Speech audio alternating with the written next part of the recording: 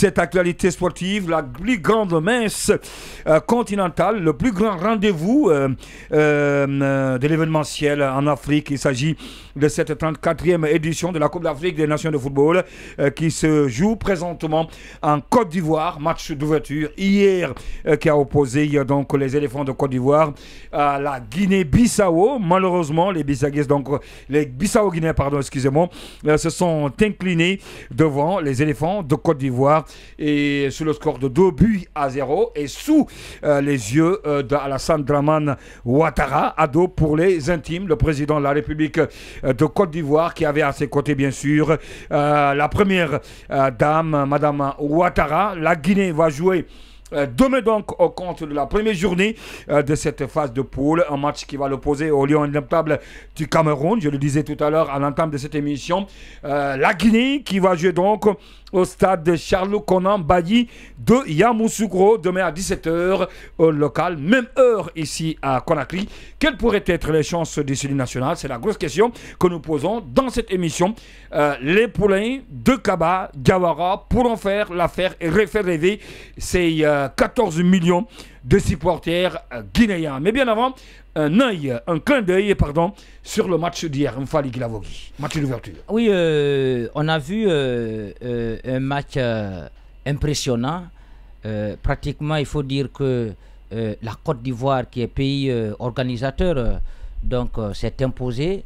Et les éléphants de la Côte d'Ivoire ont ouvert donc ce match à la 4e minute. Je crois que c'est une équipe quand même bon, même si on va dire que moi personnellement, vous n'avez pas été convaincu, qui ne m'a pas trop impressionné. Beaucoup disent que la Côte d'Ivoire a gagné sans convaincre. Voilà, qui ne m'a pas trop impressionné. Mais il faut cependant dire que l'objectif a été atteint parce que dans les sondages, aujourd'hui, la Côte d'Ivoire quand même fait partie des pays favoris. Voilà, des on pays parle de la favoris. Côte d'Ivoire, du Maroc et du Sénégal. Voilà. Et au-delà, il faut dire que la Côte d'Ivoire a fait un travail titanesque, un travail magnifique, parce que de l'organisation avec cette cérémonie inaugurale que nous avons vue, je crois que c'est un exemple aujourd'hui qui prouve à suffisance que c'est quand même des infrastructures que nous avons vues qui n'ont rien à envier avec les stades de l'Europe ou encore d'ailleurs.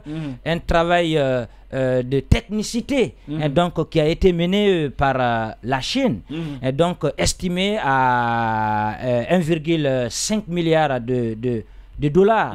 Donc ça veut dire que les Ivoiriens, les autorités ivoiriennes, si vous voulez, aujourd'hui donnent l'exemple à tout le continent, si vous voulez, à certains pays qui voudront naturellement organiser les prochaines éditions. Mais puisque nous ne parlons pas de la cérémonie inaugurale, nous parlons de la rencontre, comme je le disais. Ça, là, quand vous évaluez ça, 1,5 million de milliards, ça vous fait quelque chose de 15 000 milliards de francs. 15 000 milliards, oui. Donc, approximativement, 15 000 milliards. Oui, il faut dire que c'est un travail qui a été donc très bien mené. Il y a eu du suivi, raison pour laquelle c'est la Côte d'Ivoire aujourd'hui qui reçoit, et même du point de vue prestation, vous avez vu, c'est la première fois que tout se passe en ligne. C'est-à-dire que vous avez besoin de billets, tout se passe aujourd'hui en ligne. Donc, contrairement à certains pays... Mais l'achat de billets en ligne, ça n'a pas commencé aujourd'hui. Oui, ça n'a pas commencé aujourd'hui. Mais ça vient un peu... J'ai eu la chance de prendre part aux 2 dernières Coupes d'Afrique en Égypte et au Cameroun. Oui, mais ça vient une fois encore faciliter. Les accréditations des journalistes se font en ligne. Voilà. L'achat des billets aussi se fait en ligne. Tout se fait aujourd'hui en ligne. Donc, ça fait qu'il n'y a pas assez de tracasseries.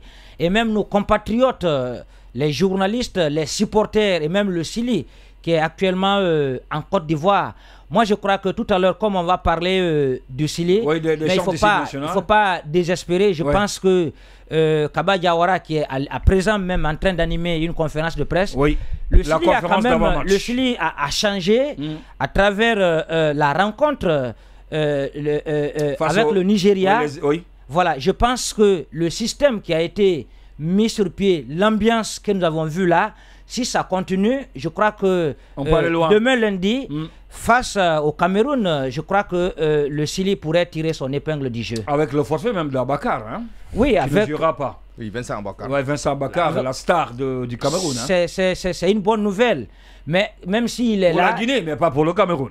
Bon, pour le Cameroun, que ce soit pour le Cameroun, bien pour le Cameroun, c'est une mauvaise nouvelle. Hein. Mais si Vincent Aboubakar ne joue pas. Je crois que ce soit à sa présence ou pas, mais cette équipe que nous avons aujourd'hui rassure. Et je crois que Kaba Diawara doit mettre un système de jeu. Parce que c'est que nous avons l'habitude de voir 4-3-3. Il faut que ce soit vraiment un système qu'il essaye de réadapter. Voir le système de l'ennemi et mettre sur pied un système qui pourrait permettre à la Guinée de dominer les Lions indoptables. Mais les joueurs aussi ne doivent pas être égoïstes parce que nous avons l'habitude de voir des joueurs, souvent quand ils prennent, ils refusent. Par exemple, ils veulent se démarquer seuls. Je crois que ce que nous avons vu à la veille, et donc cette ambiance donc on doit continuer. Il faut que maintenant sur le champ du Sili national, que le patriotisme, d'accord. Oui, les chances du Sili partiront du système de jeu que Kaba. 34e édition, est-ce qu'on peut espérer aller au second tour, aller très loin ou même prendre la coupe? Non, je crois que aujourd'hui la première rencontre que nous avons vue hier, il ne faut pas désespérer. Nous avons un Sili aujourd'hui qui rassure. S'il y a un bon système de jeu, il y a un moral d'acier, donc des joueurs, parce qu'il faut ça.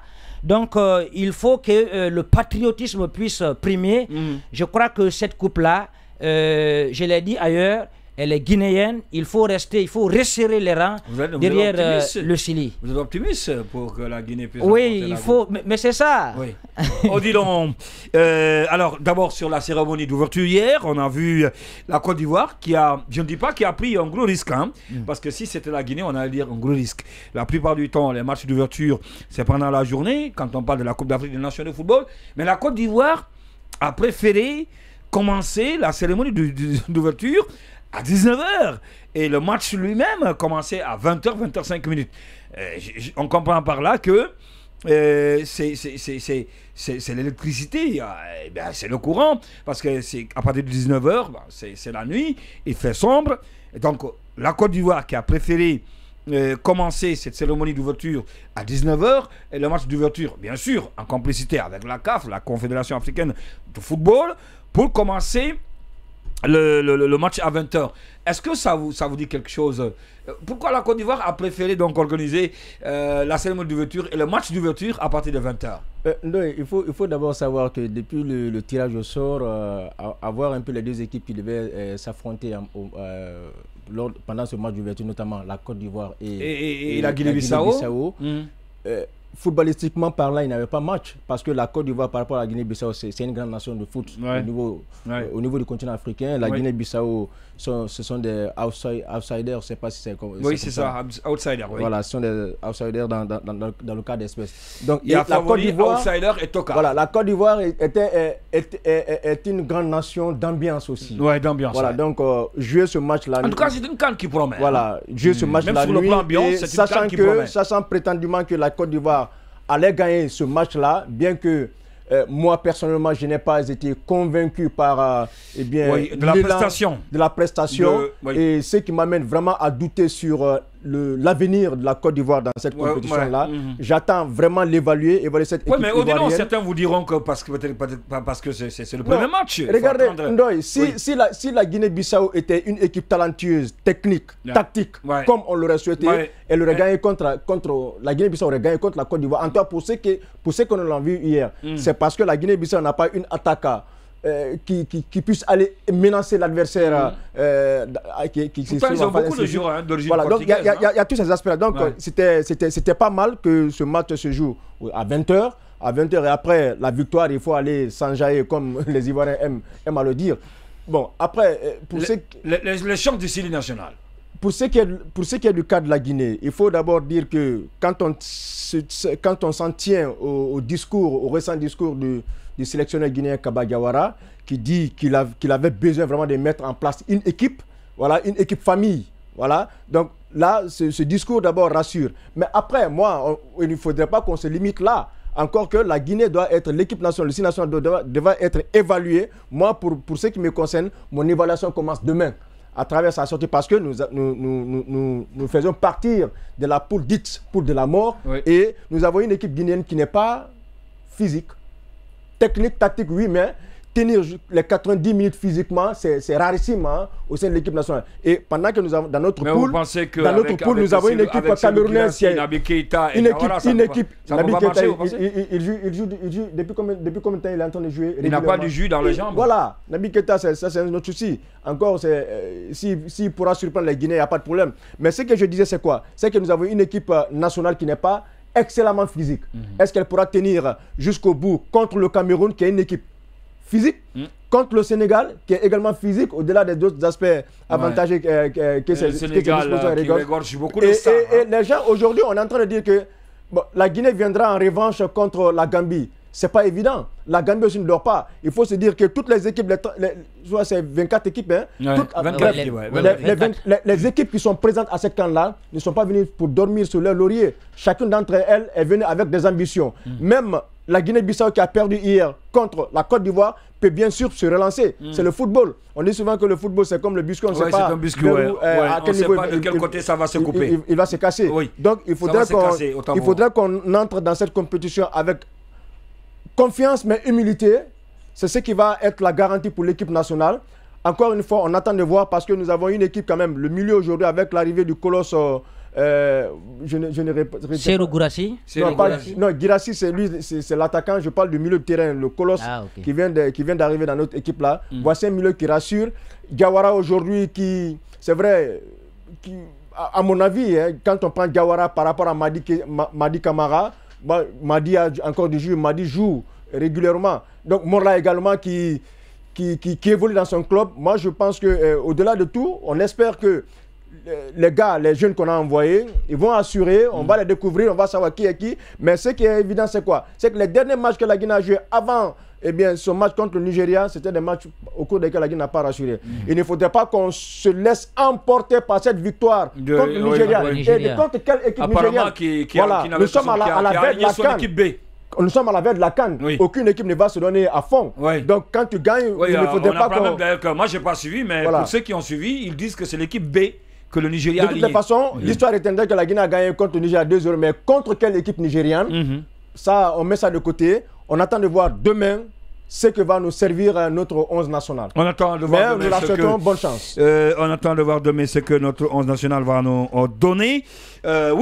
Omar, la cérémonie d'ouverture hier. Oui, voilà, et surtout il faut commencer par le commencement au niveau de la cérémonie d'ouverture. La cérémonie d'ouverture, ça a été vraiment impressionnant. Parce qu'il faut savoir, les Ivoiriens, c'est un peuple joyeux, c'est un peuple d'ambiance. Et si vous les dites de faire de l'ambiance, ils savent le faire. Et j'ai eu à séjourner plusieurs fois en Côte d'Ivoire. Je vous assure que je ne suis pas surpris, mais quand même le monde est émerveillé par rapport à l'organisation. On a parlé de l'investissement qui est de plus de 1 milliard et quelques millions. 1,5 milliard.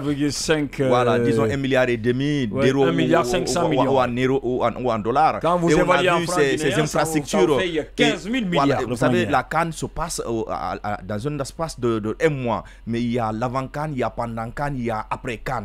Et il y a eu un investissement qui est... D'ailleurs, la mise en place des COCAN. Et ça, regardez, ils attendent aujourd'hui plus de 1 million de personnes sur le territoire ivoirien qui va être dispatché dans les différentes régions.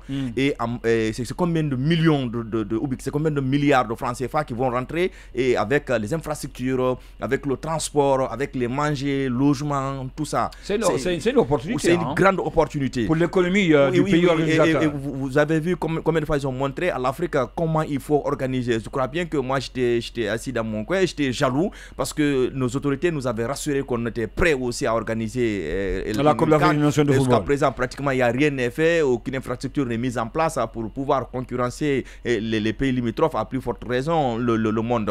Je crois que la Côte d'Ivoire nous a montré quelque chose de solide en termes d'organisation. Parlant du match, moi je voudrais que nos confrères ou nos co-chroniqueurs soient prudents, parce que vous savez, c'est le début, c'est le premier match, et des fois, comme l'avait si bien dit, on peut jouer en fonction de l'adversaire, parce que c'est le début de la compétition. On ne peut pas tout de suite épuiser toutes ces balles là, s'il faut dire, sur une petite fois. La Guinée-Bissau n'est pas une équipe de taille. Voilà, non seulement et l'ambition. Et n'oubliez pas que ces joueurs-là, c'est des gens qui viennent des compétitions. Ce n'est pas des machines, c'est des humains. Il y a beaucoup qui ont enregistré des blessures. La Côte d'Ivoire avait des absents aussi.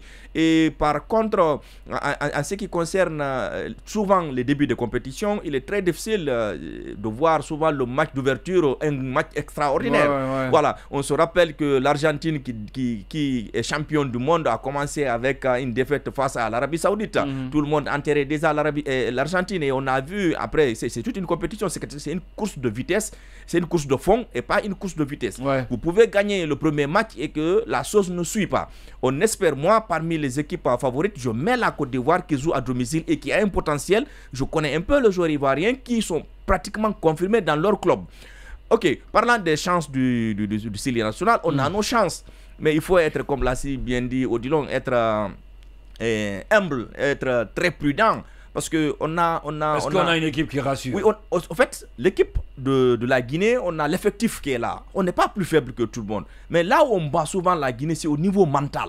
Si vous regardez, c'est souvent les 15 dernières minutes où le problème que la Guinée, depuis qu'elle a commencé à regarder le football guinéen, on n'a pas pu gérer ça. Parce que c'est mental. Et on joue avec une équipe qui est le Cameroun. On a vu ce que le Cameroun a infligé au Brésil lors de la dernière Coupe du Monde. C'est pas dire que c'est le football qui est extraordinaire, mais c'est la hargne, la dynamique avec laquelle l'amour de porter le maillot que montrent les Camerounais, c'est ce qui fait que les Camerounais font peur. Regardez le football sud-américain, quand il est question d'organiser, comment on appelle ça, leur compétition en Amérique latine. C'est Copa América. Copa América, merci pour Copa América. Vous voyez le football à l'état brut. C'est-à-dire c'est des gens qui jouent, vous sentez l'amour. Quand on dit c'est l'Uruguay qui joue, c'est Colombie qui joue, c'est l'Argentine qui joue, c'est le Brésil qui joue. Vous avez vu combien de fois les gens là sont hargneux. Et c'est ce qui manque aujourd'hui à notre équipe. On ne peut pas trop en vouloir à Kaba Diawara. Parce que la différence entre une équipe nationale et un club, l'équipe nationale fait avec ce qui est disponible.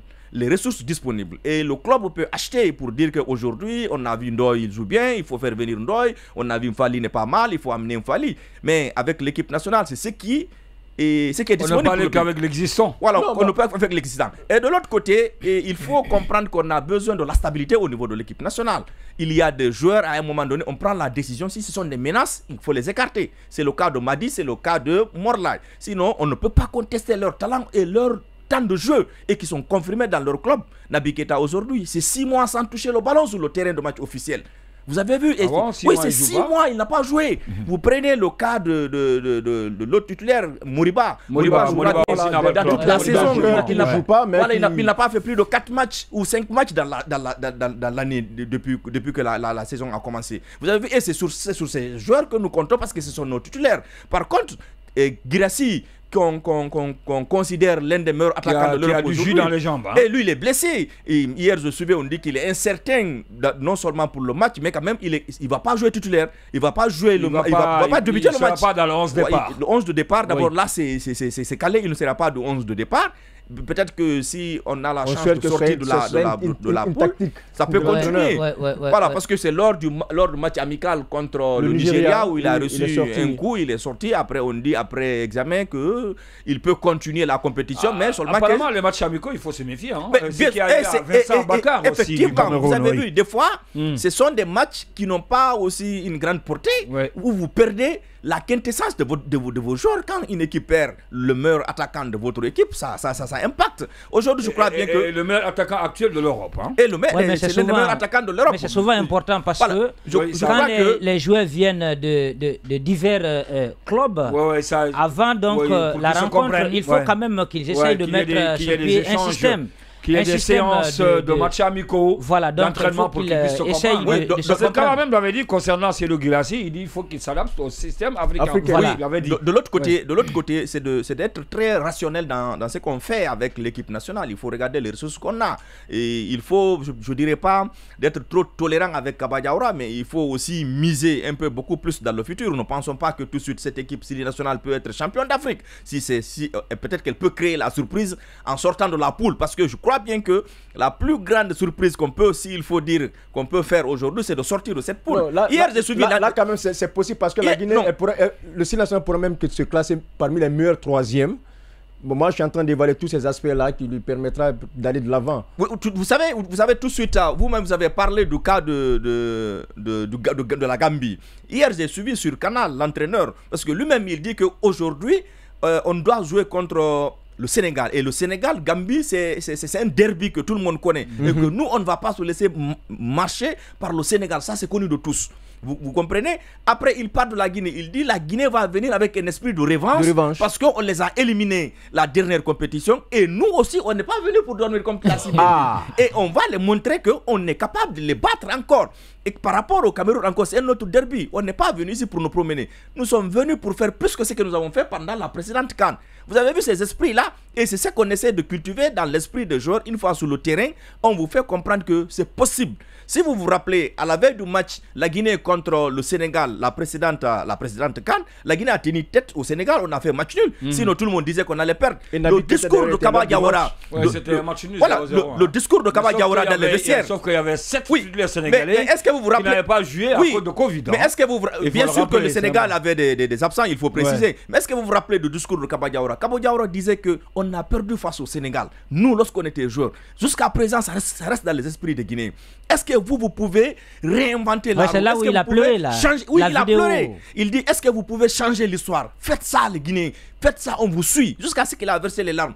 On a besoin de ces genres de personnes qui haranguent la foule. Gagne contre le Sénégal. Effectivement, oui. Parce que souvent, quand l'équipe... Ça sera un match en derby, le Sénégal à venir. Quand le mental n'est pas là... Un véritable match. Voilà, quand le mental n'est pas là, c'est difficile de gagner. Dès que vous encaissez, il n'y a personne qui vous dit non, c'est bon, allez, Mfali, continue. Nous, on sait que tu peux marquer même à la dernière minute. Et c'est ça qui rassure. Si vous regardez souvent, je prends l'exemple sur le Real. Bon, je ne suis pas un fan du Real. Mais c'est le mental. Vous comprenez? Vous prenez le mental. Des fois, même s'il reste 5 minutes ou 5 secondes, les joueurs de Real, ils sont conscients qu'ils peuvent marquer. Et l'équipe adverse encore sait que le Real peut nous marquer. Vous avez vu, et Guardiola disait tout récemment, il faut qu'on travaille sur notre mental. Il restait 10 secondes, 15 secondes où Real nous bat.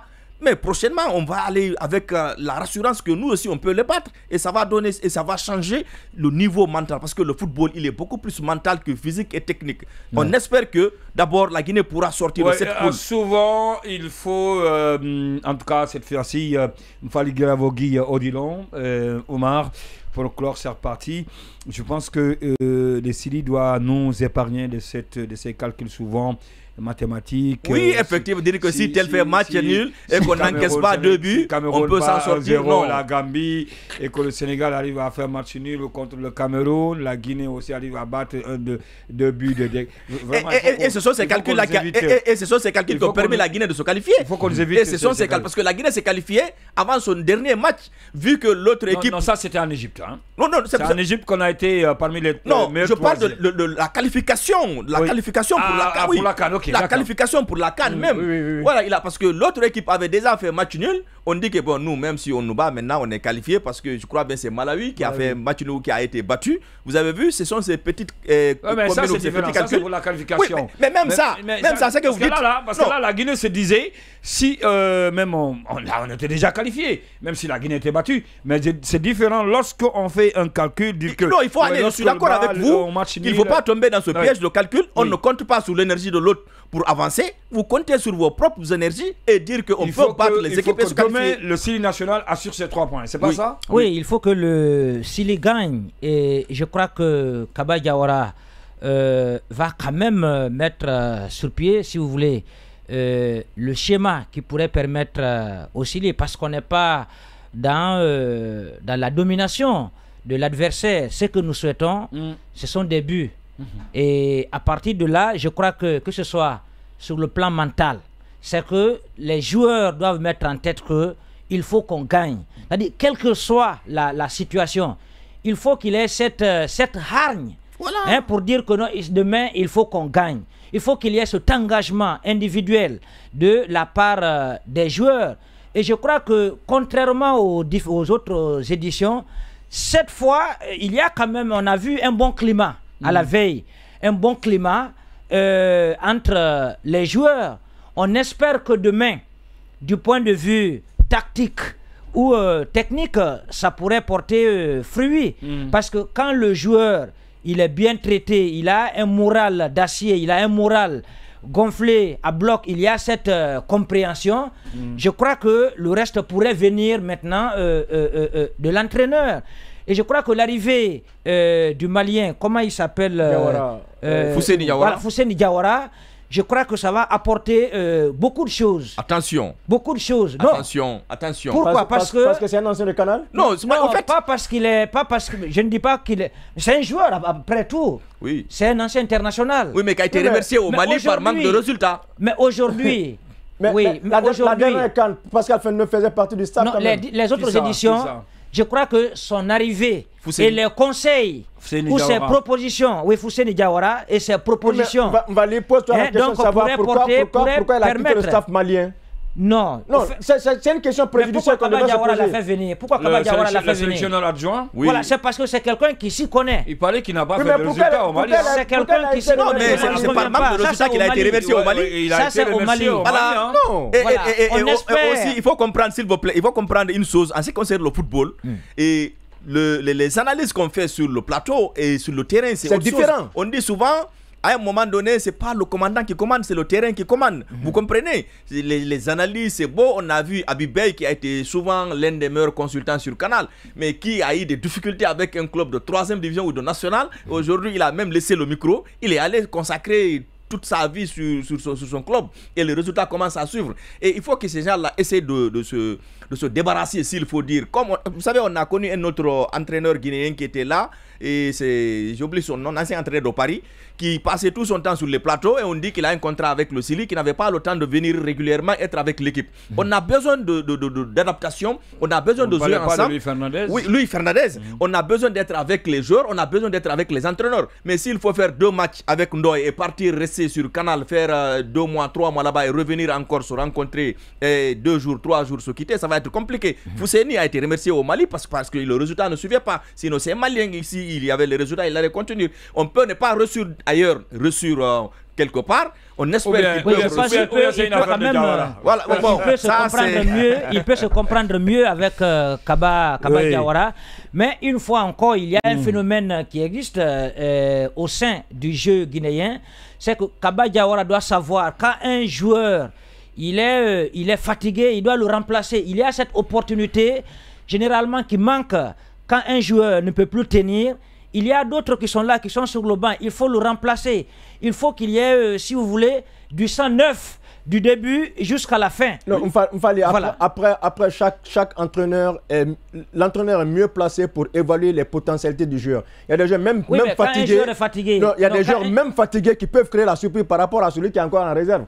Voilà. Mais à un moment donné, comme l'a dit bien Dimfali, ça peut jouer sur l'équipe. Parce que quand on prend aujourd'hui l'absence de Guirassy, ça peut être compensé par Bayo. Ça peut être compensé par Morgan Djilavogui qui est là aussi. Mohamed Bayo, il ne faut pas compter sur lui. Non, en fait, non. Je les ai suivis. Oui, attendez. Je les ai suivis tous ces maintenant, jours-là. au lieu de changer le système de jeu, pour dire qu'il faut jouer avec beaucoup plus de latéraux, et on n'a pas de latéraux qui carburent. Le seul latéral qu'on a, c'est Isiaga Silla, qui, je crois bien, est-ce qu'il n'a pas fait plus de 8 ans ou 10 ans? C'est plus de 10 ans de carrière à son poste. Oui. C'est là qui est plus offensif que défensif. Et vous avez vu, le plus offensif que défensif. Si vous n'avez pas des attaquants qui pressent et que vos latéraux là aussi montent, c'est derrière c'est vide. Oui, et on sait que la Guinée, souvent, on encaisse, comme je le disais tantôt, les 15 dernières minutes. La Guinée, il faut qu'on travaille sur le mental. Contre le Nigeria, je me rappelle très bien, j'étais encore dans les gradés, dans les stades en Égypte face au Nigeria. On a encaissé le but contre le Nigeria à la 77e minute.